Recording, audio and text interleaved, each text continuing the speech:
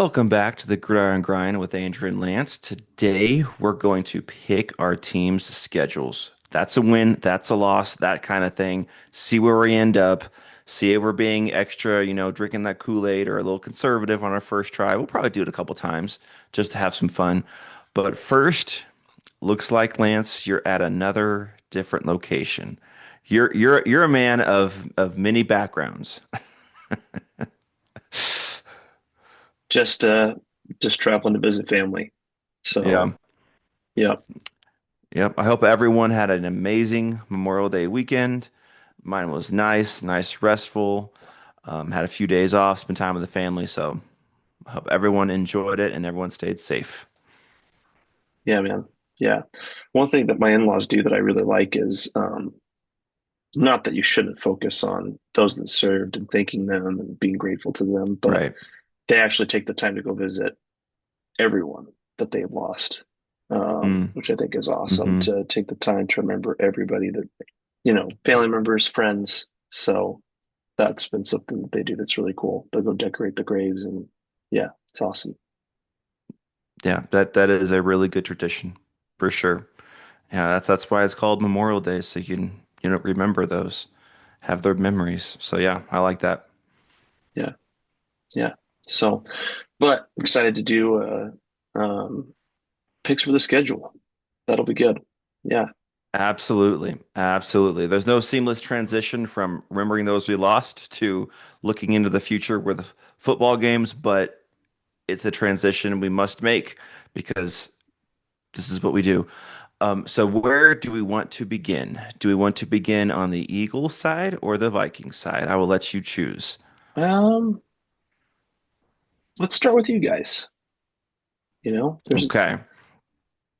that's going to be interesting. I mean, first off, I think it's kind of hard to predict the schedule right now, given the fact that we still don't know who's going to start for the Vikings. Um, hmm hmm so that's going to be interesting. So, what's your assumption you're making going Well, into this? first, I always want to look at the season before, and a lot of these like analysts, they just kind of look at the black and white record and blah blah blah, and Minnesota missed the playoffs, so our over under is like 7.5, which I think is ridiculous because not everyone remembers that we were first place as far as division games. We were 4-2 last year. We swept the Lions, and the Lions were fighting for playoffs. We swept the Lions with J.J. McCarthy as quarterback, who everyone wrote off as the worst quarterback in the league. Well, he beat the vaunted Lions twice. He beat the Cowboys when they were fighting for a playoff spot.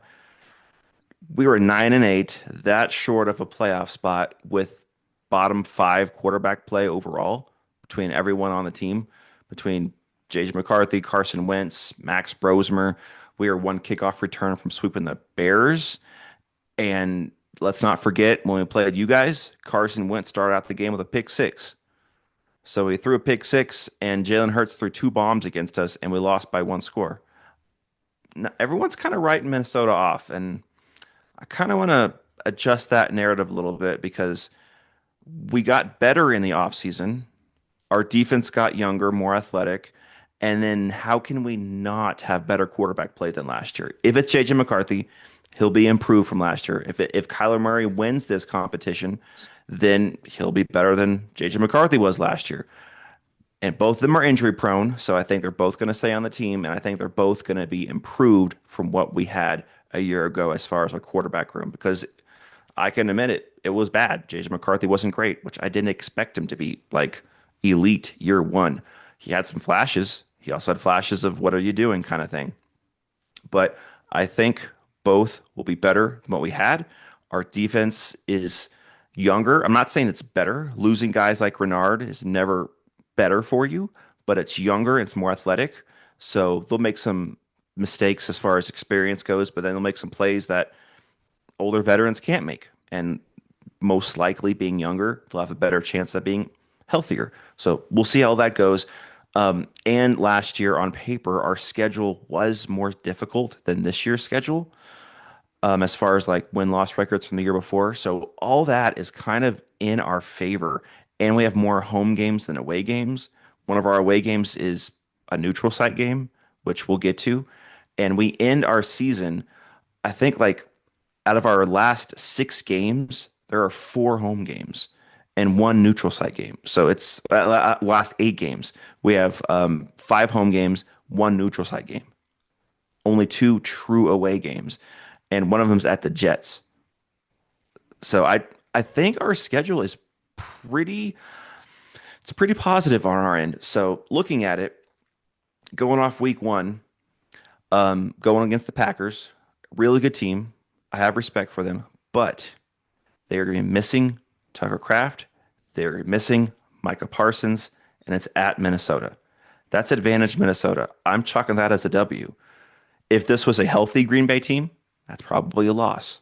But without top 3 best overall defensive player in the league who destroyed Minnesota's O line last year, I give him credit. Our O line looked like a JV squad with Micah Parsons out there just wrecking shop. And without possibly their best pass catching weapon and Tucker Kraft, because the receiver room's pretty thin, I'm going Minnesota with a win there. I know that the Packers picked up Jonathan Gannon, so they're on paper will have a better defensive scheme.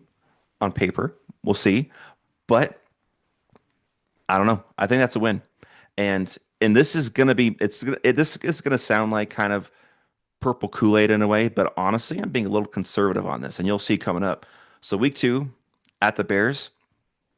The Bears is everyone's darling pick this year, but they won 2 ways, which is very hard to replicate. One, these crazy fourth quarter comebacks. As a Vikings fan, I know this because that's what we had in 2022, I think it was, and leading the league in turnovers by a huge margin. They had so many turnovers last year. And you got to give credit to the players. They're the ones who caught the pass, they're the ones who fell on the fumble, but you can't really replicate that every year. There's going to be natural regression. It's going to go back to the mean, so to speak. So and I think they're like a plus 22, which is insane. So what if like a plus 10 this year, which is still really good, but that's 12 less turnovers. That is probably 2 or 3 games that flip because of that. But it's at Chicago, tough place to play. Give credit to the Bears, great coach. Caleb Williams has a lot of talent. There's stuff he needs to improve, absolutely, but a lot of talent. I'm gonna chalk that up as a loss. So we're 1-1. Then we go to Tampa Bay. So back-to-back road games. Tampa Bay is an interesting team. I went back and forth on this one, but I'm a big Baker fan. I think he has a lot of talent. He makes some mistakes toward the end of the games, but his type of play is kind of what can beat a Flores defense, and that's being brave and taking chances because there's lots of one-on-one matchups out there because we're sitting so much heat. And Baker's the kind of guy that can make one of those throws. You're like, oh man, how did he get that ball over the top and score that touchdown? Because it was one-on-one coverage. He had heat in his face. He don't care. He's going to make that throw. I'm going to chalk that up as a loss as well. So we're 1-2. But then we get 2 games which are very winnable, which we should handle business at home against Miami, who I think is going to be more competitive than everyone's kind of throwing out there. They're saying like they're the worst team in the league and they're going to be fighting for that number 1 overall pick. I mean, they might be toward the end of the year, but this is the beginning of the year when Have you seen everyone's their wide trying to win. receiver core though? I mean, that wide receiver core, Yes. Andrew. No, I agree. I agree. They don't have a great wide receiver core, but I think they're going to play hard. They're going to be competitive. That's all I'm saying. I'm not saying that they're going to win a lot of games, but this is the beginning of the year whenever there's pride on the line and everyone's playing as hard as they can. It's not like if they played them in week 15 and they're like, all right, let's try to get that number 1 pick. At week 4, they're going to be playing at their peak, but still, that's a win. Minnesota's not That, going to drop that game. It's that Miami. peak is a hill, not a mountain. That's possible. That's possible. Um, It's so yeah, they're going to be yeah, so running we're the two and wishbone two. offense because that's all they're going to be able to do is run with Malik Willis and Devon H. So as of right now, my schedule we're 2-2. Then we go to New Orleans, and I think that is a sneaky tough game because I like what they're doing over there. I like what Kellen Moore has. Tyler Shook, I thought made some good plays last year as a rookie. They picked up Jordan Tyson to go along with Chris Olave. I'm not a big fan of their duo running back room. I think that's kind of weird. If they keep Kamara, if they don't keep Kamara and they trade him, okay, then ETN's a good player. Um, so they're a plucky team. I could see this being a really, really tough game, but I'm going to go with a win. I don't think New Orleans is there yet. They're close. They got a lot of talent. Let's see if they can put it together. Maybe by week 5, I'll be thinking a different story, thinking, oh man, this New Orleans team is a team. But right now, I just don't know if they're there yet. So I'm gonna go with the win here. So that makes us 3-2 going into our bye week. Then week 7 against Indianapolis. We're coming off a bye. A lot of times KOC is not the best coming off a bye, but we're going against an Indy team that might have Daniel Jones back by then, might not. We'll see where he's at. But even with that, Daniel Jones, he struggles against pressure. When there's heat in his face, that's when he makes his mistakes. If he has a clean pocket, he's a good quarterback. He can scramble, strong arm, accurate when he can see the field well. But that Flores defense is going to confuse him.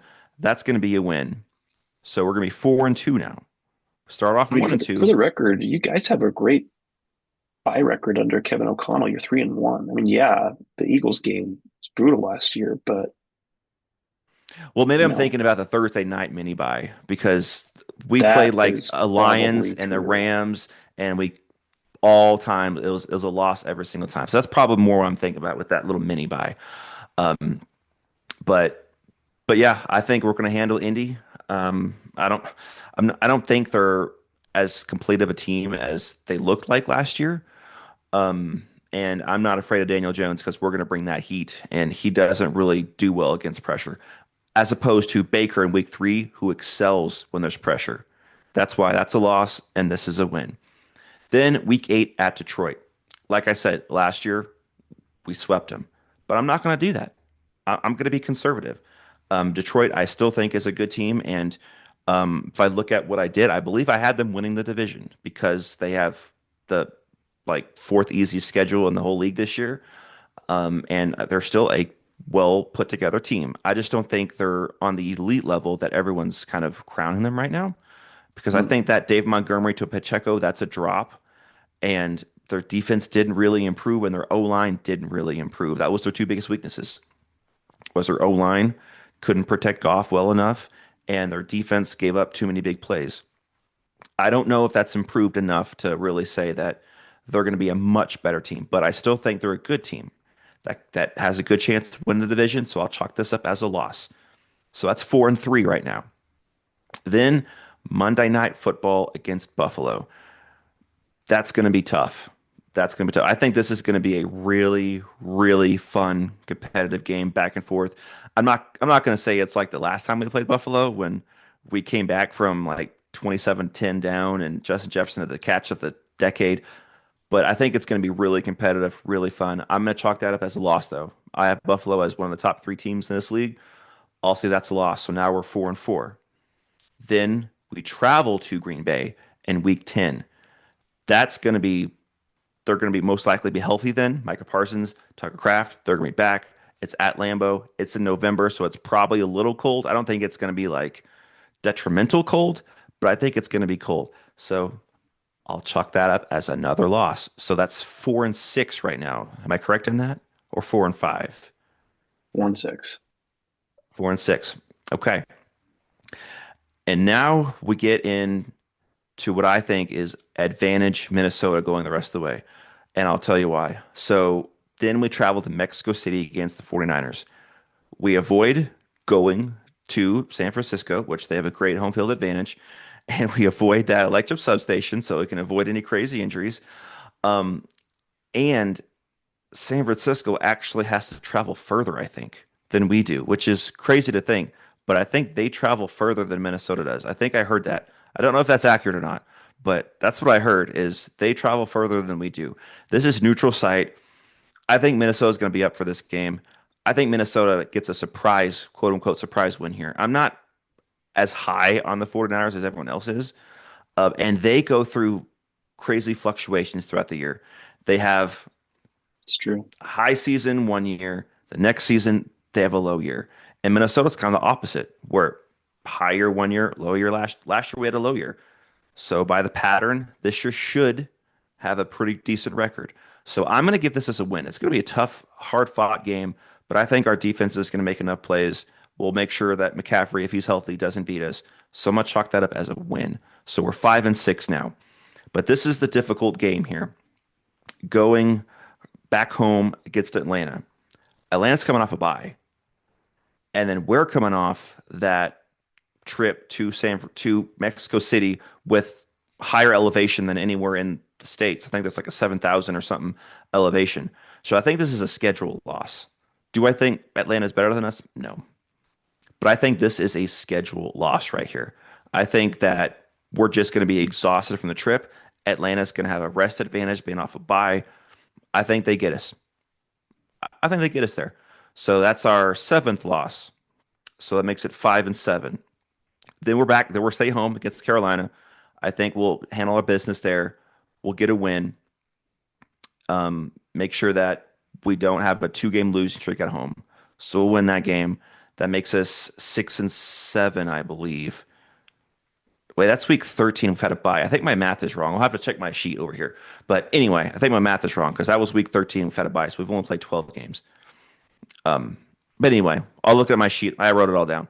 And then going to New England, Thursday night football, short week. I was really back and forth close on this, and I'm gonna have to check and see what I gave this because I think I changed it a couple of times. Okay, I had this as a loss. I had that as a loss because it's at New England. It's cold weather, most likely. Short week for us. I think it's short for them as well, so that Wait, doesn't matter what did you as say for the much. Panthers game? The Panthers game was a win. Okay. Yeah, Panthers game was a win. Then at New England, I think we can beat them. But since it's at New England in the weather, I'm going to chalk that up as a loss. Like I said, I'm going to be conservative this game or this go round. And then the rest of the year, honestly, it's advantage Vikings. So we have that pseudo bye at home against Detroit. I think last time with the pseudo bye, we went to Detroit. And as you'll see, I have us splitting all of our division games. So I had us losing at Detroit. This is home. This will be a win. And then we have a to be determined game against the Commanders at home, and this is again at home. And I don't know what the Commanders are going to be. Are they going to be good? Are they not going to be good? I'm going to assume this is a home game. We're going to have all of our guys up for this game. I'm going to give this as a win. Could the Commanders surprise me and actually play really well this year with a healthy Jay Daniels? Sure. But last year, Jay Daniels played, probably shouldn't have, but he played that first half and we destroyed him. We just boat raced the Commanders last year at home. Now they did put in Mariota, but Mariota kind of played better than Daniels did in that game. But Jay Daniels probably shouldn't have been playing. He was still injured. But I'm gonna give this as a win. Then at New York, it's New York Jets. It's week 17. They're going to be battling for a top three pick. That's a win. They're not going to be really playing. Then we end at home against Chicago. Again, splitting all division games. This is probably for a playoff spot for Minnesota. I'm going to give it a win.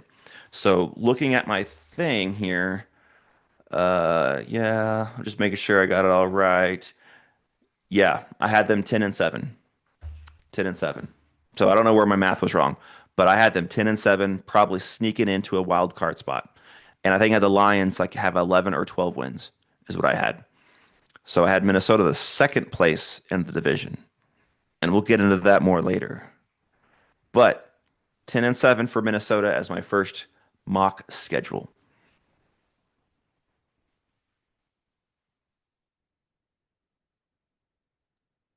Just making sure I got everything right. Um, I'm honestly surprised you picked the Falcons to beat the Vikings. I get what you're saying. I don't It's know. it's it's just a schedule loss. It's we're coming on. We're literally flying from 7,000 elevation feet, Mexico City. Atlanta's over there chilling in their beds, relaxed.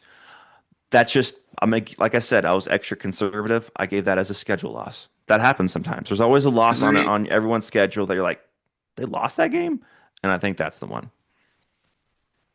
I mean, I know Kevin Stefanski. I think Kevin Stefanski might be a bigger factor there, Sure, sure, yeah. And Bijan but Robinson can control a game, and he did that to us last year. He destroyed us last year. yeah. Well, it's it's definitely it's respectable, right? You're not going all out here, but Hmm. we'll see what happens. It's gonna be interesting. So, um, yeah, I am Yeah, curious to see what the Carolina Panthers are going to be like. sure. Yeah. And maybe it's opposite. Maybe we do beat Atlanta, but we lose to Carolina. Well, then the record's the same. And this Yeah, is my first go around. I was very close to having them sweep Detroit again. I was very close to doing that. I can't do it though yet.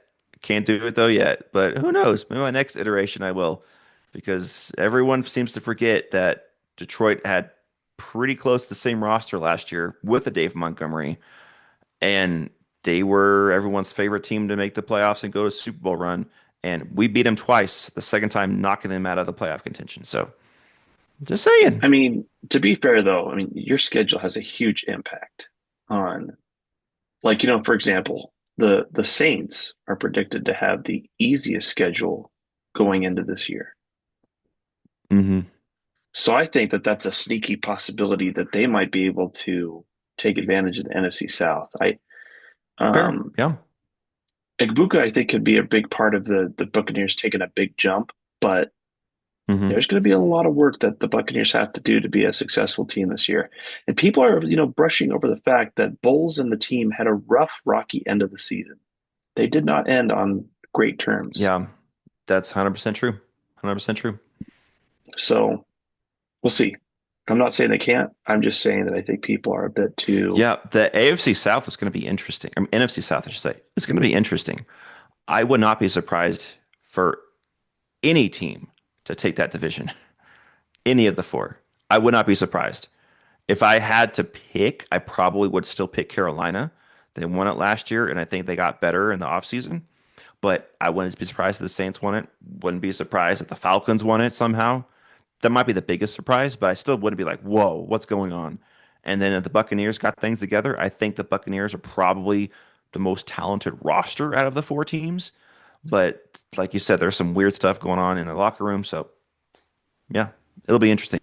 But I mean, Minnesota having that where the NFC North playing the NFC South is very favorable for our schedule because even though I think the NFC South is going to be a battle to see who wins, I don't think any four of those teams are like studs. Like, oh boy, we got to play, the Buccaneers this week. It's just, all right, NFL game. Let's make sure we have our A game. But it's not like you're going against the Bills or you're not going against the Chiefs with Patrick Mahomes or anything like that. It's like, okay, we're playing the Bucks. All right, we're going into New Orleans kind of thing. yeah, yeah. Well, it'll be interesting, man. It'll be interesting to see how it finishes up. Um, Yeah, should we do the same thing on the Eagles side now? let's do it. Let's see what you got. What are you thinking? 17-0? There is this guy. His name is Daniz, and he's a huge Eagles fan. And out of habit, he just goes 17-0 for every game, which I love. I think it's hilarious. Um, but no, I'm not going to go 17-0 for them. But let me just pull back up the schedule to make sure I share this right. I do think there's a couple of interesting things. The Eagles have if I remember right, they have the 21st easiest schedule in the NFL. So their opponents got a lot easier. Um, and I do think that there's a good chance that that's going to be a factor for them. Hmm. So, looking at the schedule, I love the fact that they played Washington in week one. I think that's Hmm. a great time. I think they're trying to figure things out. If it was like a week 3 through 10, where they're like they've kind of figured out what they want, they have the system in place, I think that Hmm. that would be a little bit more even. But I'm going to give the Eagles the W there. They're at home. I think this new offense gels together. The reporting I've seen so far is positive based on what's happening with Sean Mannion and Jalen Hmm. Hurts. Um, if you go back a year ago when not Batula. Kevin Patullo was the offensive coordinator, there was at one time where Patullo and Hurts were really talking about how much they liked working with each other.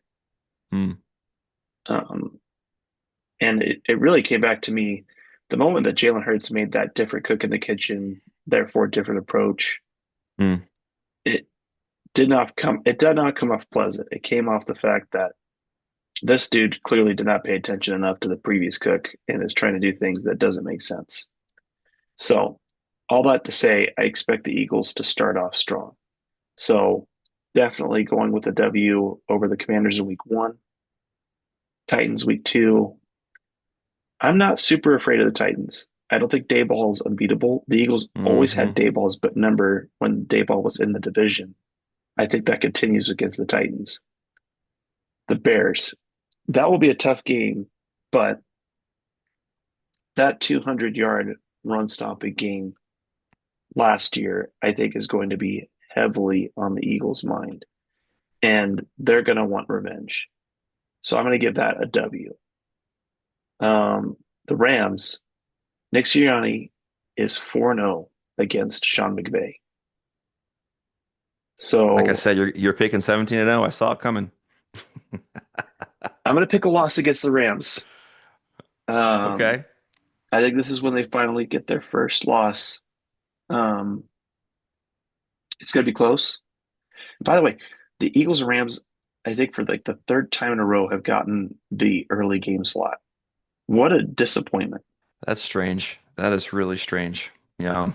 I don't understand how they continue to go, oh yeah, it's a 1 p.m. game. I don't understand how that continues Hmm. to happen when year after year it's always been a great game. Like it's one of the top games for the Eagles for the schedule. The Jordan Davis field goal block game last year was epic. Hmm. Um, but I'm going to give the Rams the win there. I think that they're going to figure it out, pull it off. Now, if things don't get figured out with Puka Nacua, could they possibly lose that game? For sure. We'll see how Hmm. it works out though. So keep it going. Jaguars. I like the fact the Eagles don't have to face them at home. I like the fact that this is going to be in England. Um, Hmm. so I think that there's a good chance the Eagles can make something out of it and um, be able to win that game. So I'm going to give them a win against the Jaguars. The Panthers, this one's coming off of a bye week. So that does make it a little tough, but they're This at is home. exactly like Minnesota and Atlanta for us. This is your going off of your international trip, Right, facing a team that was on bye. Yeah. right. So that one's going to be tough. I go back and forth on this one. I kind of feel like this is a sneaky trap game because you got the Cowboys the week after, Hmm. and But not only the that, you have the Cowboys, Commanders, and Giants. Boom, boom, boom.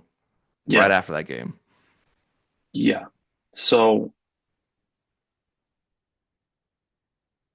I'm still going to give it a win. I still feel like I think the Eagles could beat the Panthers, and I think that the Panthers still have a lot to figure out. I think the Eagles defense is going to be drastically improved, which is saying a lot, but I do think it will.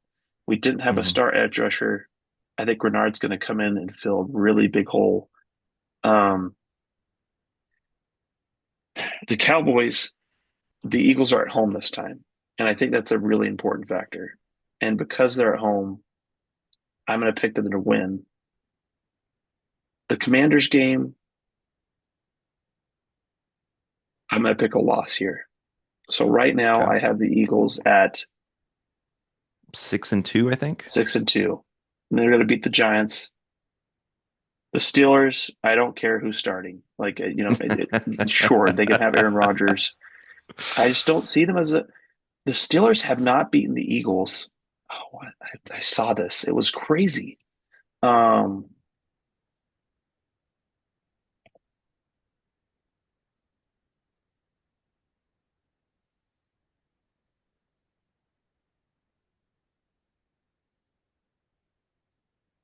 The last time they defeated the Eagles was on October 24th, 1965. It has been a It's minute, it's been a little bit, you know. No, they don't play each other every year, but still, yeah, it's been some time. but they've played each other the past 2 years. So this is the third time. And anyway, so I'm not trying to beat up on the Steelers. I don't think the luck favors them. Hmm. But so I picked the Eagles or to win that one. Eagles going down to Dallas on Thanksgiving. I don't love the That's optics gonna on be this one. fun. Yeah. Yeah, for your pleasure.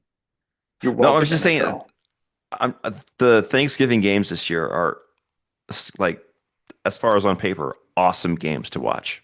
So, They definitely didn't backload that week. hmm They made sure to put the best of the best out at the beginning. And I think that'll be nice for fans. I still wish they weren't doing a Thanksgiving Eve game. yeah, yeah. Which, by the way, Thanksgiving Eve isn't even a term. It's a term the NFL has created. So it just sucks, man. I feel bad for players. You're taking another night away from being able to potentially be with their family. I don't love that. I mean, I guess you could make the argument at least it's on Thanksgiving, the day or the day before Thanksgiving, but I don't know. So I think that they lose to the Cowboys. The Eagles have had a really hard time being able to win the division or the um, series straight up. It's typically 1-1 split. Hmm.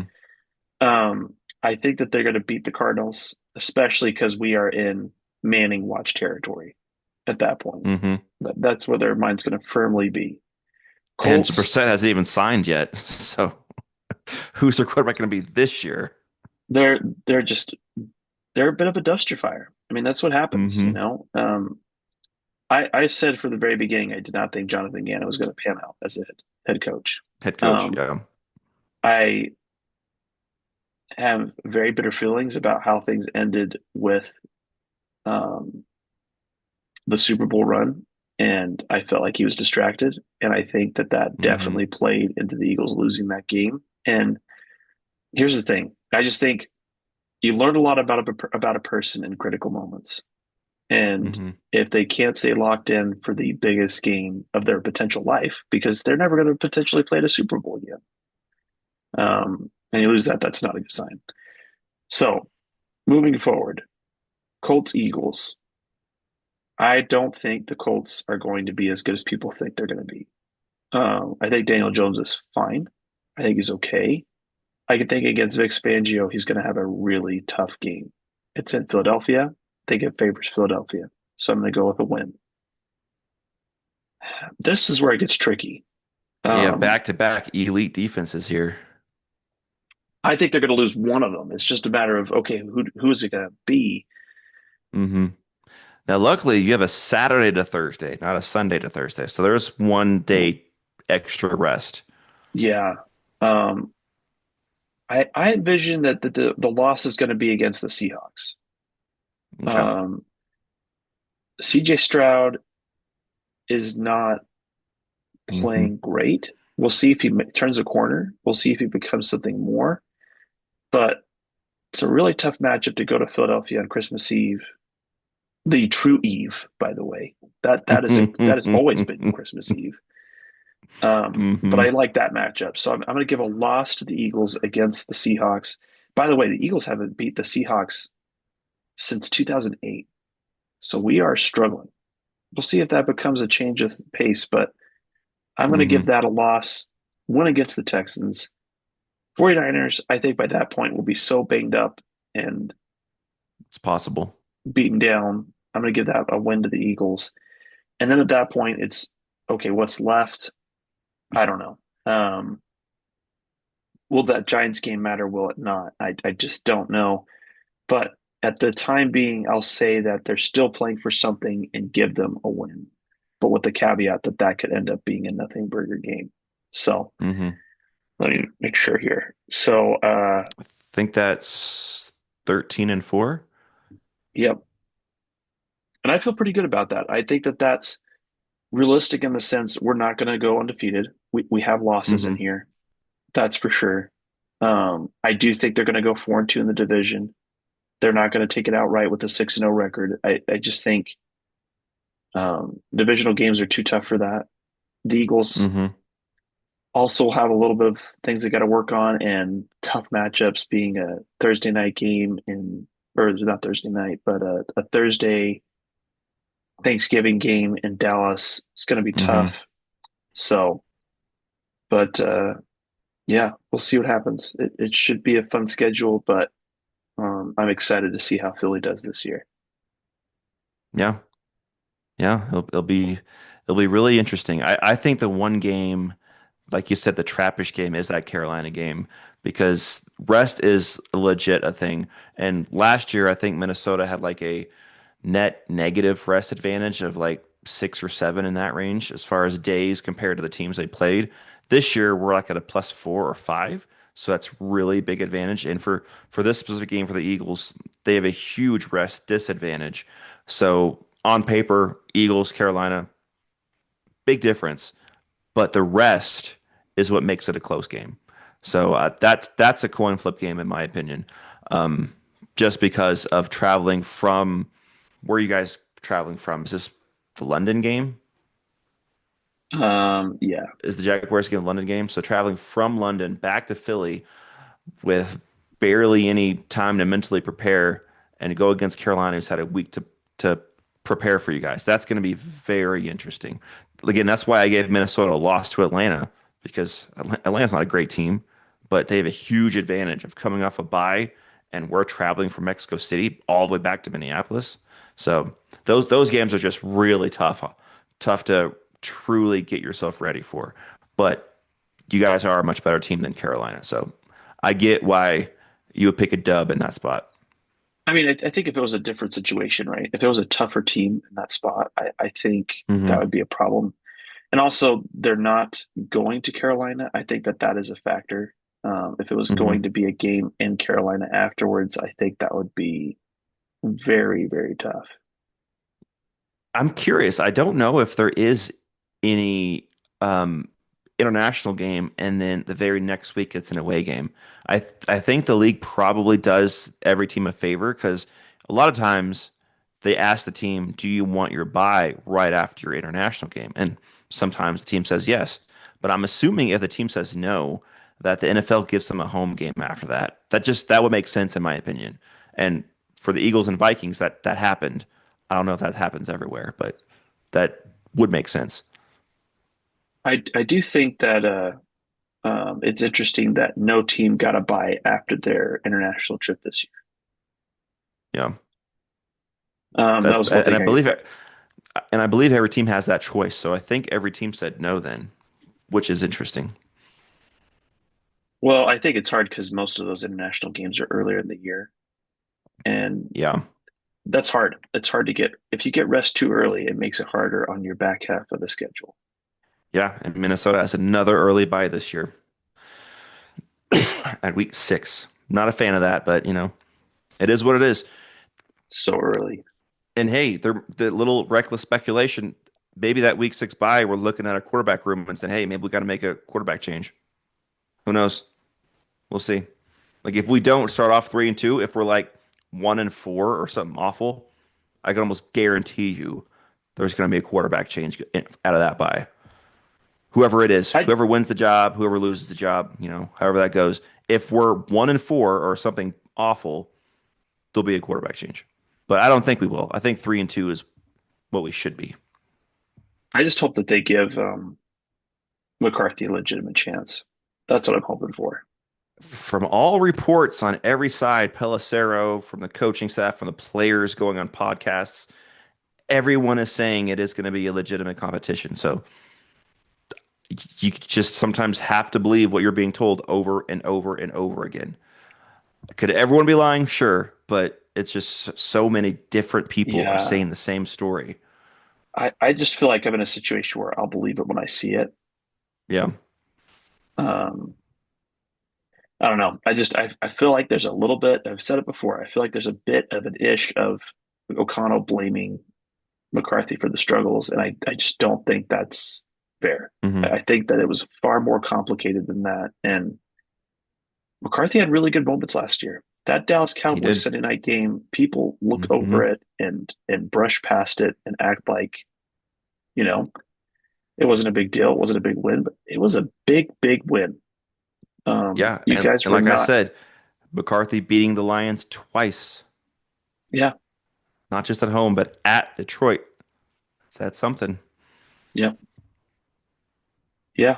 So I like it. You've got a 10-7. I've got a 13-4 prediction. So wrote Yeah, it down, both, took the tallies. both, both playoff records. Like I believe 10-7 should make the playoffs. I know that sometimes it doesn't, but I think there's I a good think it chance. should. Yeah, Yeah, I think it I think should. that there's a good And chance. little spoiler alert for when we go over divisions. Like I said, I had the Lions 1, Minnesota 2, which means I have the Bears and Packers missing the playoffs. That's all I'm saying. That's all I'm saying. Well, we'll see what happens. Yeah, we'll It's see what tough to say, happens. man. Yeah. Hmm. So it depends on the NFC West. It depends on what happens with the Seahawks. I don't know, man. Hmm.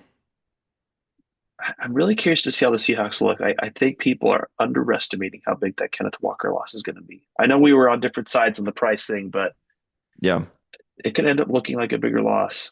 So yeah, yeah. we'll see what We'll happens. see. We'll see what happens. I will say for the last thing on Minnesota, I my biggest concern is the running back room. Their running back room is their weakest point on their team. They addressed their weakest points from the offseason, which is depth at D line, O line, quarterback play. All that on paper is addressed, but now their biggest weakness is their running back room. I like the potential of the rookie we drafted in the fifth round, Devon Claiborne, but he still is a fifth round rookie. I don't expect much from this year. So this year, with an old, injury-prone Aaron Jones who doesn't have that spark anymore, and then Jordan Mason, who's a role player, really good at his role, but a role player, that running back room is pretty weak. So that'd be my biggest concern overall with the team. I know that everyone's saying that edge rusher is a weakness now. It's not. Our edge rushing room was deep, even with trading Jonathan Bernard. It's still a pretty good room. Um, our biggest weakness is our running backs, and that's what I'm concerned about. And Kevin O'Connell being the way he is, if the running back room's starting to struggle, he's going to want to air it out. Now, they'll have more success than it did last year, but that's still not the way you win in the playoffs. So we'll have to see how that goes. I'm really hoping we were able to pick someone up. Like I heard some speculation. I think this is just talk from reporters and analysts, but with the Cardinals having so many running backs, what if we try to get Trey Benson from them? And I love that thought because he'll be cheap, maybe like a sixth round pick, something like that. And we'd get another all around back that can play all three downs. He's a decent patch caster, decent runner. He's not elite at anything, but he's a good player. I think that's a perfect fit for us to where we're not paying too much and we get another really good player for depth of that room. I think that'd be perfect. But we'll see what happens. It's an interesting move. We'll have to see what happens. I mean, that's definitely going to be something that would happen in August, I think. So Yeah, TBD. yeah. And if Trey Benson gets traded from that team, it'd make me higher on Jeremiah Love because that's one less person he has to compete with. I think he's got a couple of other problems to worry about besides Benson. So Yes. yeah, I don't Yes. know. Yeah. Well, this was awesome. This was fun. I think we should do one more, like right before the Okay. season starts. Once we see training camp battles, once we see maybe a couple preseason games or something like that. And of course, injuries are going to pile up everywhere across the Yes. league. I think we should do one more, like maybe last preseason game week, something like that. We should do one more schedule Okay. prediction. I like it. Yeah. And then we'll go through each division like we did last year. And then we'll talk fantasy. We got so much fun stuff coming up. Yeah, man. It's going to be fun. Awesome. Awesome. Well, thank you guys for joining us in this episode of the Gridiron Grind with Andrew and Lance. Be sure to like, subscribe, and comment, and we will see you next time. We'll see everybody.